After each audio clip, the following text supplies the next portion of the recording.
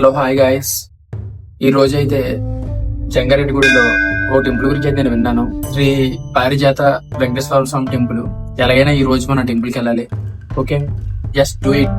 రాజమండ్రి నుంచి అయితే కరెక్ట్ గా 64 కిలోమీటర్స్ అయితే వచ్చింది. టెంపుల్ ఎంట్రన్స్ కూడా వచ్చేసింది. నాకైతే చాలా ఎక్సైటింగ్ గా ఉంది టెంపుల్ ఎప్పుడెప్పుడు చూద్దామా అని. పైనుంచి లొకేషన్ అయితే చాలా బాగుంది. నాకు తెలియని విషయం ఏంటంటే ఈ ఊర్లో ఈ టెంపుల్ చాలా ఫేమస్ అంట. పెద్ద తిరుపతి తర్వాత ఈ టెంపుల్ కి అంత ఫేమస్ ఉందంట. ఏదైనా అనుకున్న కోరికలు తప్పకుండా నెరవేరుతాయంట. నాకు దర్శనం అయితే చాలా బాగా జరిగింది. యాక్చువల్లీ లోపలికి మొబైల్ అయితే అలౌట్ లేదంట. టెంపుల్ నుంచి బయటకు వచ్చాక చాలా పెద్ద గాలి అయితే వేసింది.